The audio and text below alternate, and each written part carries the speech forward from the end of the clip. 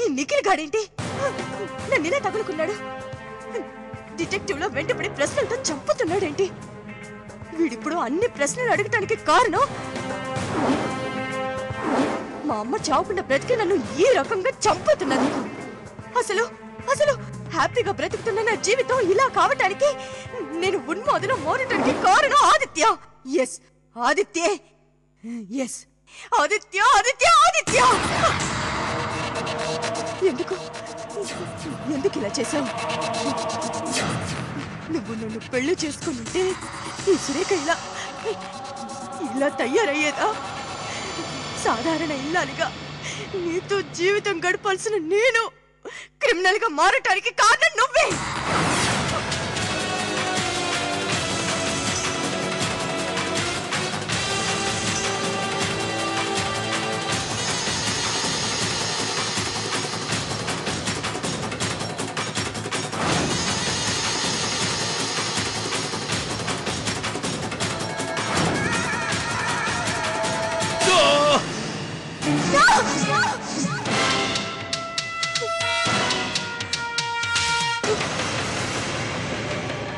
శుభ,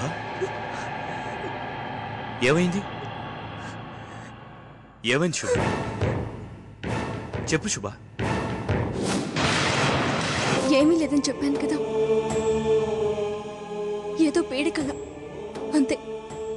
మీరు పడుకోండి.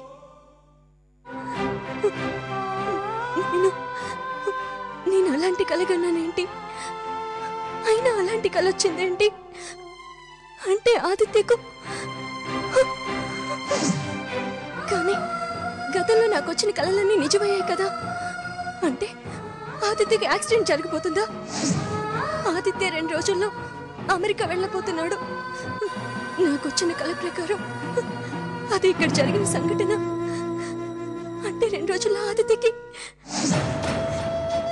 నా ఆదిత్యని ఎలా కాపాడుకోవాలి? తనకు జరగబోయే ప్రమాదం నుంచి ఎలా రక్షించుకోవాలి?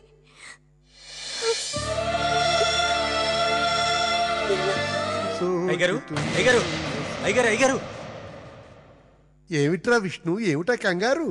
నిన్న మీరు తాళపత్ర గ్రంథాలు వెతకమని చెప్పారు కదా, ఇవి అవేనేమో చూడండి. ఇవెక్కడ దొరికాయి నీకు? మన స్టోర్ రూమ్ లో అయ్యగారు. వీటి గురించి నేను ఎంత వెతికానో, ఎన్నిసార్లు వెతికానో, ఇన్నాళ్ళకి దొరికాయి. బాగానే దొరికాయిరా. వీటిలో మా వంశజాతక చరిత్ర మొత్తం రాశారట. ఆ ఈశ్వరుడి దయ వల్ల ఇవి ఇన్నాళ్ళకి నీ కష్టపడ్డాయి.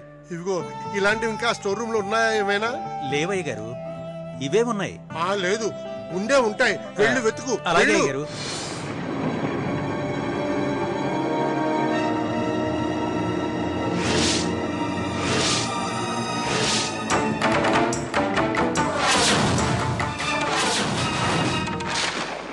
ఈశ్వర, ఏమిటిది?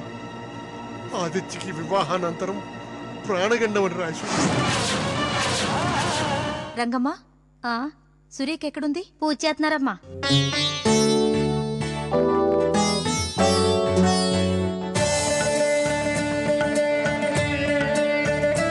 వదినా, నువ్వు ఇక్కడే కూర్చో, నేను వెళ్ళి జ్యూస్ తీసుకొస్తాను.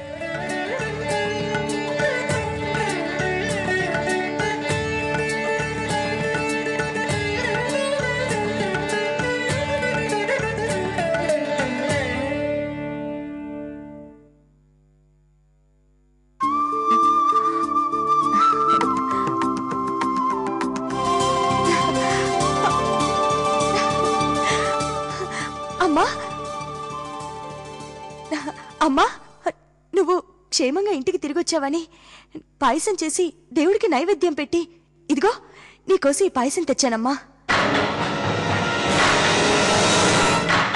ఏది? నోరు తెరు.